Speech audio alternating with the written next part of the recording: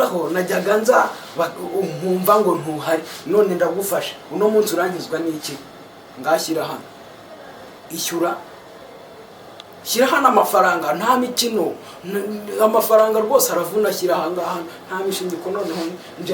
mfite ubukana shyira ahangaha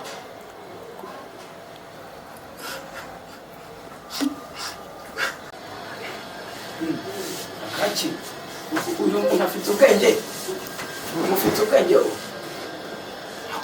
abantu barasaze ubwo tuririza wiza utundeka uvuze induru ubwo habaye babwire basi uyu nguyu arwaye mu mutwe muri wasaze ye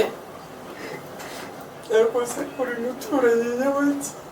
amafaranga nta mishinyiko nta mikino irimo mu mafaranga dore nyogokuru wa mama wamubyara wa musaza wanjye yarapfuye Yesu ugize ngo iki nyogokuru wa mama wamubyara wa musaza wanjye yarapfuye Jesus is Lord. none twabuze amafaranga tujya kumukura muri morgue dore nawe uri murazi unyishyuza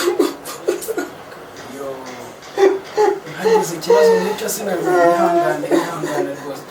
ihangane gusa ko ntari nabimenye numvaga rero ari ukunyambura kumve n'icyo kibazo ihangane rwose umbabarire kuba nkwibukije nkaba nkubiteye n'agahinda rwose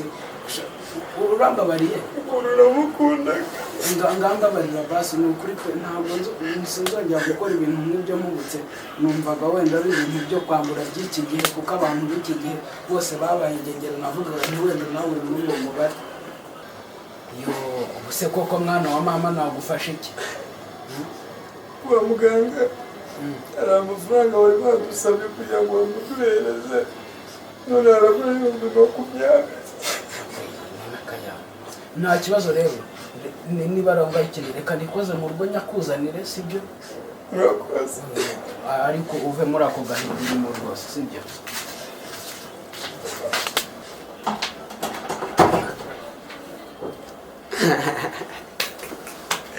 ubu rero ko yumvaga ari bubone amafaranga kuva kuri ngewe umva kwa SEMUHANUKA ibyo ntibishoboka